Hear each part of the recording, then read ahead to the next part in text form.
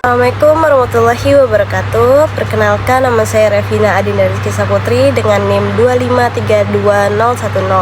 Hari ini saya akan mempresentasikan tentang peran teori kognitif Jerome dalam mengembangkan kemampuan berpikir anak usia dini.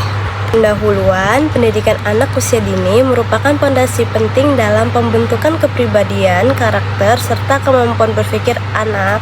Pada masa ini, anak sedang berada pada tahap perkembangan kognitif yang sangat pesat.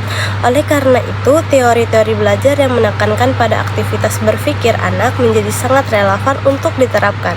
Salah satu teori yang memiliki pengaruh besar terhadap dunia pendidikan, terutama dalam pembelajaran anak usia dini, adalah teori kognitif Jerome Barner. Teori ini memandang bahwa belajar merupakan proses akhir di mana anak membangun sendiri pengetahuannya melalui pengalaman, eksplorasi, dan interaksi dengan lingkungan. Penerapan teori Barner dapat membantu mahasiswa mengembangkan kemampuan berpikir anak secara sistematis, logis, dan kreatif sejak anak usia dini. Pengertian kognitif. Kognitif adalah istilah yang merujuk pada segala proses mental yang berkaitan dengan berpikir, belajar, memahami, mengingat, dan memecahkan masalah, seperti persepsi, perhatian, dan pemrosesan informasi.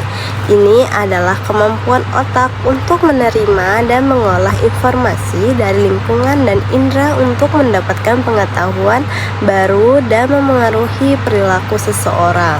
Kognitif berasal dari kata cognition yang berarti proses berpikir atau kegiatan mental untuk memperoleh pengetahuan dan pemahaman.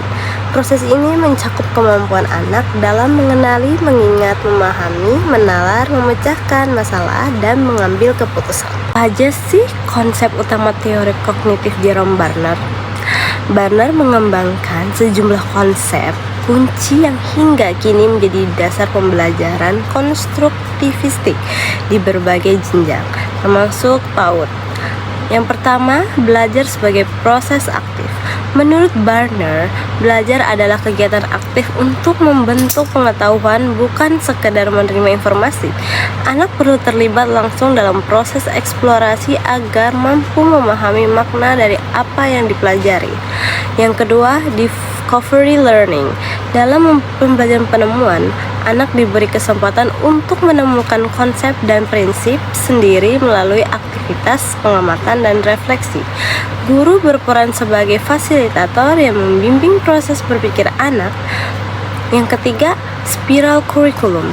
Barner menyarankan agar konsep diajarkan secara berulang dengan tingkat kompleksitas yang meningkat sesuai perkembangan kognitif anak. Misalnya, konsep angka dapat diperkenalkan melalui permainan menghitung benda, kemudian berkembang ke operasi sederhana dengan seterusnya. Yang keempat, scaffolding. Scaffolding berarti dukungan sementara yang diberikan guru untuk membantu anak mencapai kemampuan yang lebih tinggi.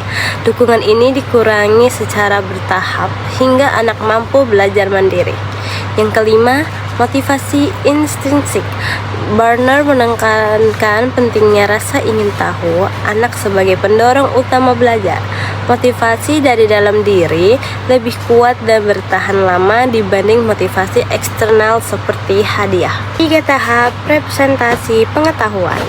Barner mengemukakan bahwa anak memahami dunia melalui 3 tahap representasi pengetahuan yang saling berkaitan. Pertama, enaktif. Anak belajar melalui tindakan langsung seperti memegang, menyusun, dan memanipulasi benda nyata. Contohnya, anak memahami konsep tinggi dan rendah melalui bermain balok. Yang kedua, ada ikonik. Anak mulai memahami konsep melalui gambar, model, atau simbol visual. Misalnya, mengenal angka melalui kartu bergambar buah. Yang ketiga, simbolik. Anak sudah mampu berpikir abstrak melalui penggunaan bahasa dan simbol, misalnya memahami huruf dan angka tanpa bantuan benda konkret. Proses berpikir anak bergerak dari konkret ke abstrak. Oleh karena itu, guru perlu menyesuaikan strategi pembelajaran dengan tahap representasi yang sedang berkembang. Hubungan teori Barner dengan perkembangan kognitif anak usia dini. Pada tahap usia dini, kemampuan berpikir anak masih bersifat konkret. Anak lebih mudah memahami konsep melalui aktivitas langsung dan pengalaman nyata. Teori Barner membantu mahasiswa untuk menyusun pembelajaran berdasarkan tahap representasi anak, menyediakan pengalaman belajar yang memungkinkan anak menemukan makna sendiri, melatih anak berpikir logis, kreatif, dan kritis sesuai usia. Dengan pendekatan ini, anak bukan hanya menghafal, tetapi memahami hubungan, sebab, akibat, dan konsep di balik pengalaman mereka. Peran teori Barner dalam mengembangkan kemampuan berpikir anak. Teori Barner berperan penting dalam meningkatkan kemampuan berpikir anak usia dini melalui beberapa cara. Yang pertama, menumbuhkan rasa ingin tahu. Kegiatan berbasis penemuan mendorong anak untuk bertanya, menebak, dan mencari jawaban sendiri. Yang kedua, melatih berpikir kritis dan logis. Anak belajar menghubungkan peristiwa, mengamati pola, serta menarik kesimpulan berdasarkan pengamatan. Yang ketiga, mengembangkan kemampuan memecahkan masalah. Anak belajar menemukan solusi dari berbagai situasi yang dihadapi dalam aktivitas sehari-hari.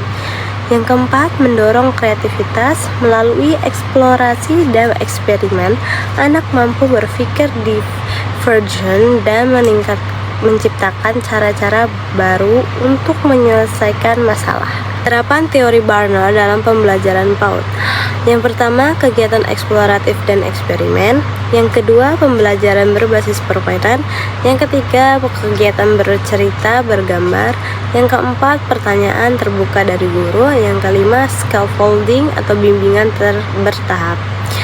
Peran guru dalam perspektif teori Barner: menciptakan lingkungan belajar yang kaya akan pengalaman, memberikan bimbingan yang sesuai dengan tahap perkembangan anak, menghargai proses berpikir anak, bukan hanya hasil akhirnya, menumbuhkan rasa motivasi intrinsik dengan memberi kebebasan eksplorasi. Kesimpulan, teori kognitif Jerome Barner memberikan kontribusi besar terhadap pengembangan kemampuan berpikir anak usia dini.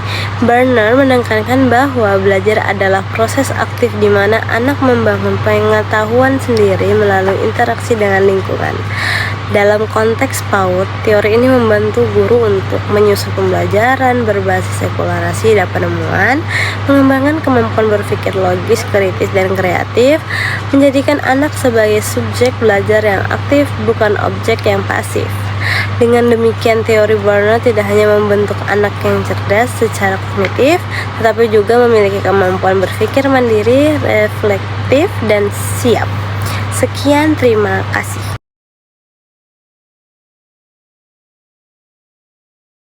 Dari presentasi saya, kurang lebihnya mohon maaf. Wassalamualaikum warahmatullahi wabarakatuh.